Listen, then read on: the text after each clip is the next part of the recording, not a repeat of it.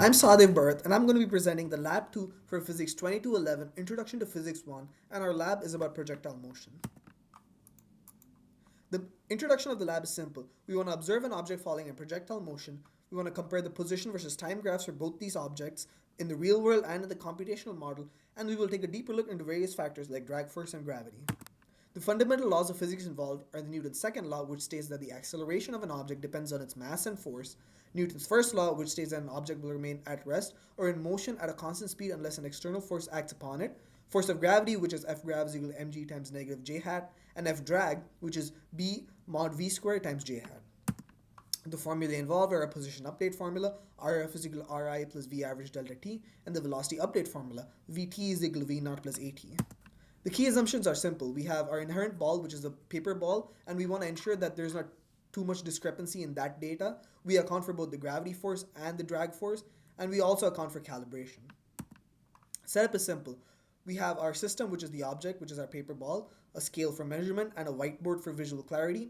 Our initial position in the x direction, which is 0.505 meter, and in the y direction, 0.331, and our time is 0 seconds. The experiment was produced in real life, and the data was analyzed using Tracker. The model was also verified online via GlowScript, and the readings from the experiment and the GlowScript file actually matched, other than a bit of discrepancy in the drag force. Now let us observe our videos.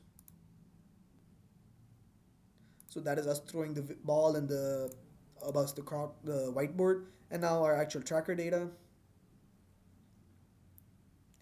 So as you can see, I slowed it down so I can show you the exact tracking of each point in our tracker model. And now if you look at our tracker data, this is the y graph, this is the x graph. We have our initial velocity formula, which I use delta r by delta t. I calculated for velocity in the x direction, which comes to negative 2.07 meters per second. Velocity in the y direction, 2.47 meters per second. And the overall velocity, just the z-axis, is 0. So we have y, which is basically like projectile motion as we would expect, and x being constant as there's no net force being applied here.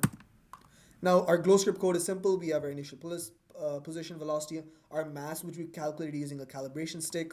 We have our proportionality constant, which I calculated to be 0.002, and then our while loop, which is less than 0.495 seconds, our Fnet, which accounts for both gravity, as you can see here, and this is our basically drag force formula. We have our velocity update formula, position update formula, and our time update formula. Now let me show you the example simulation. So as you can see, it very much does matches what our actual data was in real life. Now we look at the tracker versus GlowScript data. Our blue dot is the tracker. So as you can see, blue versus orange, it actually matches for the x-axis quite very much, even after accounting for the drag force.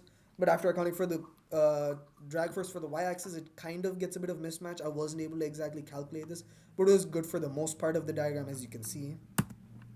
Now if we look into what terminal velocity is, over an interval of time, the Fnet is basically 0. So when our Fnet is 0, that basically means that our drag force and gravity force balance each other out. And this makes our entire Fnet to be 0 Newton. And since Fnet is 0 Newton, our velocity is constant over time. So this is accounting for without the drag force. And when we look into it with our drag force, as you can see, our data is kind of similar. We have, since the drag force is a force, we do have a bit of discrepancies in the velocity as it will be changing over time due to our drag forces.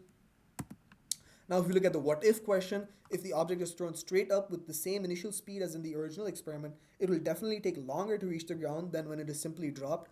This is because the object takes longer time to reach the ground when thrown upward, as we also need to account for the time taken to go upwards. And then when we account for air resistance, the total time increases further, but the trend tends to remain the same. So our t total will be t up plus t down. And when we calculate it, we get 2v naught by g, which is our initial speed when thrown up. And now we look at the minor errors in our reality data. There's obviously a human error because when we threw the ball, there's obviously some bit of force applied in both the x and the y direction, which means there is some acceleration. And outside forces, since our ball is crumpled up, it's a paper ball, there always tends to be various forces acting on it which we cannot account for accurately, and then some material-based bumps on the air ball. Computational errors, there's a possibility for some calibration errors in our tracker-based model. There can also be errors in our auto-tracking feature. And when we look at the GlowScript code, there could be some code-based errors which I would be unable to account for. This is basically our computational errors. And now if we look at our conclusion and results, from our analysis we can conclude that it is very likely that our computational model matches the reality of the system, with the exceptions of a few human-based errors here and there, as I pointed out in the previous slide, and small resistance-based forces acting on the object. Hence, we can say that the conversion from actual raw physics-based data to computational model works quite well. Thank you all for watching my Lab 2 for Physics 2211.